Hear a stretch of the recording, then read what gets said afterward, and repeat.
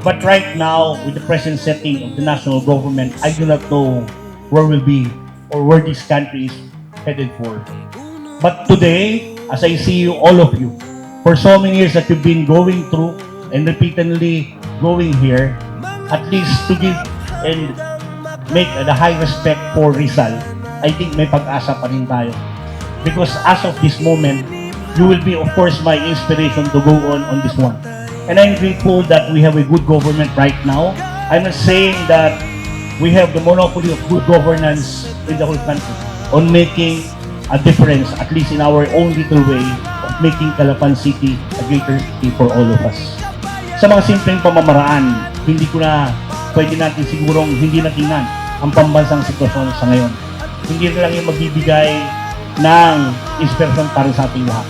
Nakakalungkot, I want to make the record straight.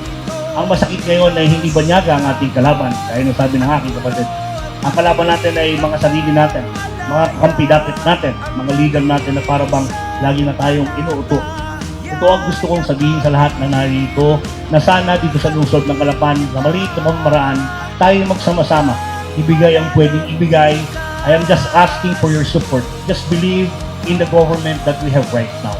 Yung simpleng bagay na pagtupad mo, na tumatawid ka sa tamang tawiran, ikaw ay laging naka-helmet, nananaan akong kasisita na naninigarilyo, hanggang saan tayo pupunta kung hindi kayo makikisama at susunod sa pamahalang lungsod. I'm telling you right now that all of the sectors will be taken care of. I'm just asking for your eternal coordination with us. Leaders come and go, as I said, I don't know until when will I be here. But as long as we are here, bounded or being bound by same objective in making a great city, I think there is bagong Calapan going for all of us. Sa araw na ito, ating sariwain kung bakit nandito tayo at bakit merong Rizal. Hindi ko alam kung minsan na darating sa panahon ngayon, pero ang hinihingi yung bawat isa sa atin. Dahil isang bawat isa sa atin ang magbibigay ng maliit na halaga sa pagpapahalaga ng kung anong meron ng pamahalaan at kung paano tayo makikiisa at kung paano natin aalagaan ang ating pamilya. Sapat na yon para isulong natin ang isang magandang lungsod ng Calapan.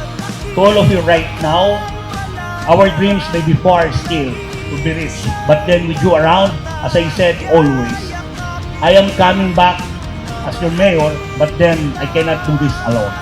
As I am saying always, just always walk with me, not in front of me, not even behind me, just beside me, so that when we walk, we can take our hands together, because admittedly, as I said, I need your help to make a better city called Calapan that we can always be proud of in the whole country. God bless. Good morning.